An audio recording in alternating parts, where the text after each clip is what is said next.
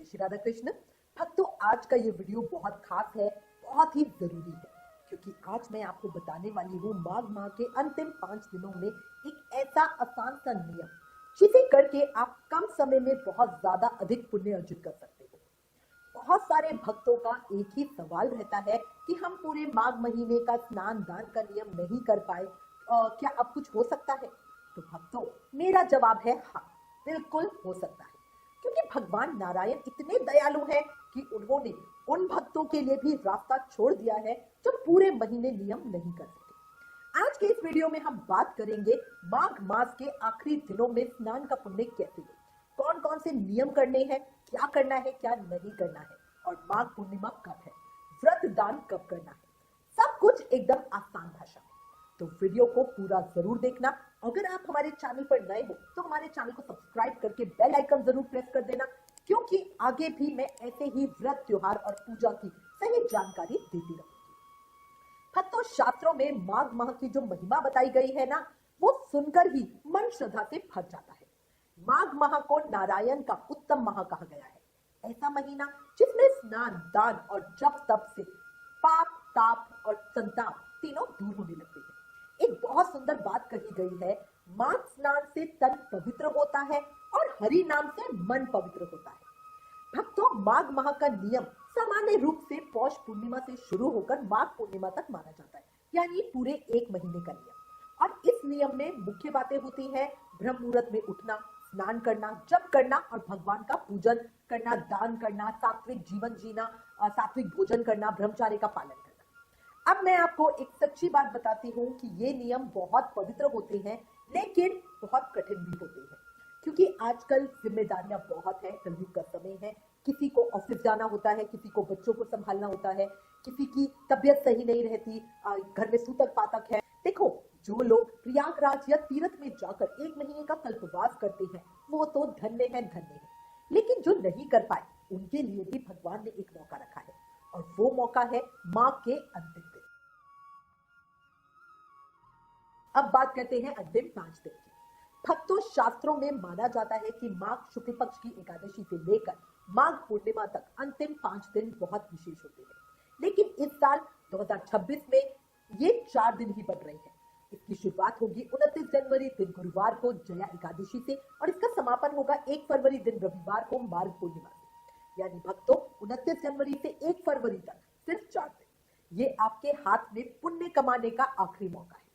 अब सवाल ये है कि इन 4 दिनों में ऐसा क्या करें कि पूरे माघ महीने जैसा पुण्य मिल जाए। तो चलिए, अब मैं आपको बिल्कुल आसान और डिटेल में बता देती हूँ कि हमें क्या किस तरह से करना। भक्तों, माघ में स्नान का असली पुण्य तब मिलता है जब स्नान ब्रह्म मुहूर्त में किया जाए, मतलब जब सूरज निकला नहीं और चारों तरफ शांत वातावरण हो और मन भी पवित्र हो। शास्त्रों की एक बात बहुत प्रसिद्ध है, चिड़िया पंछी कौवा बोलने ना पाए उससे पहले स्नान हो जाए। अब व्यवहारिक बात करूं तो सबसे उत्तम है कि आपका स्नान सुबह 4 साढ़े 4 तक हो जाए, और अगर इस समय तक संभव ना हो तो हर हालात में 5 सवा 5 तक तो स्नान कर ही लेना। अब स्नान कैसे करना है? बहुत आसान। आप बाल्टी से नहाते हो, आप घर में ही स्नान कर रहे हो, किसी पवित्र नदी में आखिरी के 5 दिन कर रहे हो तो इससे अच्छी तो और कोई बात ही नहीं है। पर अगर आप घर में कर रहे हो तो, और बाल्टी या टब में जैसे भी आप नहाते हो, तो उसमें पहले थोड़ा सा गंगा जल डाल दीजिए, फिर पानी भरिए और फिर थोड़े से काले तिल डाल दीजिए, और स्नान करते समय धीरे से बोलिए हर हर गंगे जय मां गंगे। भक्तों, मान्यता है कि तिल से स्नान करने से दोष कटते हैं और शरीर में भी सकारात्मक ऊर्जा आती है। नहाते समय मां गंगा का ध्यान करने से, उनका नाम जपने से हमें गंगा स्नान का पुण्य मिलता है। स्नान के बाद साफ और स्वच्छ वस्त्र पहनिए और अपने पूजा स्थान में बैठ जाइए। एक चीज याद रखना, इन अंतिम दिनों में काले नीले कपड़े मत पहनना, जितना हो सके पॉजिटिव व्हाइट हो गई, येलो हो गई, इस तरह के हल्के रंग के कपड़े पहनना, ताकि पूजा में भक्ति में आपका मन ज्यादा लगे। ठंड का समय है, मन अपने आप में उठा उठा रहता है, आलस ज्यादा आता है, तो इसको भगवान की तरफ लगाने के लिए हमें सात्विक होना बहुत जरूरी है। दूसरी चीज है, जो कपड़े पहले कभी पहने हो उनको दोबारा नहीं पहनने चाहिए, हमेशा साफ धुले हुए कपड़े ही पहनने चाहिए। इसके बाद जब पूजा स्थल पे बैठ जाए तो भगवान लक्ष्मी नारायण का पूजन कीजिए, दीप प्रज्वलित कीजिए, धूप प्रज्वलित कीजिए और मन में भाव रखिए, हे प्रभु, मेरे भीतर की नकारात्मकता दूर कर दो, अपनी कृपा आशीर्वाद दो, अपनी भक्ति दो।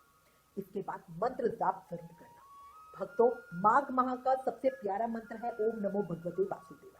आप इस मंत्र का जाप कर सकते हो, अगर आपका गुरु मंत्र है या रेगुलर में जो आप मंत्र जाप करते हो उसको भी जाप कर सकते हो। जितना ज्यादा हो सके उतना जाप करना, क्योंकि बहुत कम समय में आप अधिक पुण्य अर्जित कर रहे हो तो आपको थोड़ी मेहनत भी अधिक करनी पड़ेगी। हमारा 16 माला का नियम होता है, पर अगर आप 16 माला ना कर सको तो जितनी अधिक हो सके उतनी कर लो।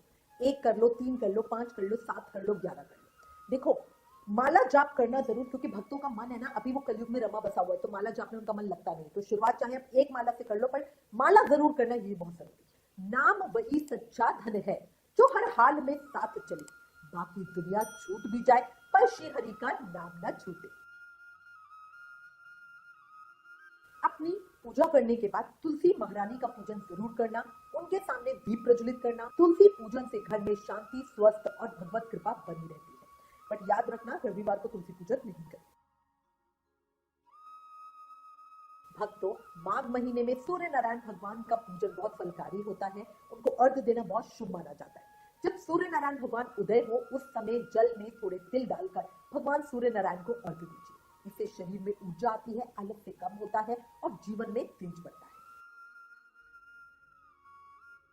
भक्तों, अगला नियम है सात्विक भोजन और ब्रह्मचार्य का। ये नियम बहुत जरूरी है, क्योंकि माघ के नियम सिर्फ पूजा नहीं, ये जीवन शैली भी है। इन दिनों में प्याज लहसुन भी ना खाएं और मूली का भी पूरी तरह त्याग करें।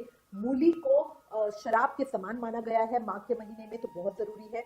इसके अलावा सात्विक भोजन करें, घर का बना भोजन करें, ब्रह्मचार्य का पालन करें, झूठ, निंदा, क्रोध, झगड़े से दूर रहें। और याद रखना, जुबान की मिठास भी एक तपस्या है, ठीक है। ऐसा नहीं कि जो मर्जी जैसा मर्जी बोलते रहो, तो बहुत जरूरी है। याद रखना, स्नान से तन पवित्र हो जाए पर बोल से मन अपवित्र कभी ना हो। अब ये हो गई सुबह की पूजा। शाम के समय भी पूजा करना बहुत जरूरी है। शाम को स्नान करके पूजा करो तो सबसे उत्तम है, बट ठंड के समय में अगर ये पॉसिबल ना हो तो अच्छे से हाथ मुंह धोकर भगवान का स्मरण कीजिए, दीप प्रज्वलित कीजिए। तुलसी महारानी के आगे भी दीप प्रज्वलित करेंगे। और अच्छा होता है अगर आप आकाश में पितरों के निमित्त भी दीपदान करो, इससे जीवन में शांति आती है। देखो, भक्ति का मतलब घंटों बैठना नहीं है, भक्ति का मतलब मन से जुड़ना है। भक्तों, सनातन धर्म में कहा गया है, व्रत कोई भी हो वो पूर्ण तभी होता है जब दान जुड़ जाए, और माघ महीने में तो दान का फल कई गुना होता है, खासकर माघ पूर्णिमा के लिए। तिल का दान बहुत जरूरी है। आप तिल के लड्डू, तिलकुट, रेवड़ी कुछ भी दान कर सकते हो, पर दान जरूर करना। साथ में वस्त्र, ऊनी कपड़े, कंबल, फल, मिठाई, अनाज, दक्षिणा, जो भी संभव हो, जितना भी संभव हो, किसी जरूरतमंद को या ब्राह्मण को दान जरूर करना। अब तो इस बार माघ पूर्णिमा 1 फरवरी दिन रविवार की है, और इसी दिन स्नान, दान, व्रत और सत्यनारायण भगवान की पूजा भी की जाएगी। ये दिन बहुत शुभ है, जितना हो सके इस दिन दान जरूर करना। भक्तों, मैं आपको दिल से कह रही हूँ, अगर आप पूरे महीने माघ नियम नहीं कर पाए तो मन में दुख मत करो। भगवान नारायण कहते हैं, भक्ति कभी लेट नहीं होती, भक्ति बस सच्ची होनी चाहिए, भाव सच्चा होना चाहिए। अंतिम 4 दिनों का नियम छोटा नहीं है, ये बहुत बड़ा पुण्य फल देने वाला है। और हाँ, ये मत सोचना कि फर्क नहीं पड़ेगा, फर्क पड़ेगा भक्तों, धीरे धीरे पड़ेगा, पर पड़ेगा जरूर। आपको मन में शांति मिलेगी, घर में सकारात्मकता बढ़ेगी और जीवन की बाधाएं भी कम होगी। कर्म करो, फल की चिंता छोड़ दो, प्रभु का हाथ हमेशा साथ रहेगा। जो सच्चे मन से नियम करेगा उसका कल्याण जरूर होगा। बस मेरी यही बात मन में बिठा कर रखना, अभी भी समय है। इस बार तो 5 नहीं, सिर्फ 4 दिन है। 29 जनवरी से 1 फरवरी तक माघ के नियमों का पालन जरूर करें और आपको पूरे माघ स्नान का फल मिलेगा। भक्तों, अगर आपको आज की वीडियो, आज की जानकारी अच्छी लगी हो तो प्लीज इसे लाइक करना और इसे ज्यादा से ज्यादा शेयर करना, क्योंकि समय कम है और आपका एक शेयर किसी को पुण्य कमाने का मौका दे सकता है, और फिर आपका पुण्य और बढ़ जाएगा। कमेंट में जरूर लिखना, ओम नमो भगवते वासुदेवाय और जय श्री राधा कृष्ण। प्लीज इस वीडियो को ज्यादा से ज्यादा शेयर करें। Please like, share and subscribe. Thank you. जय श्री राधा कृष्ण।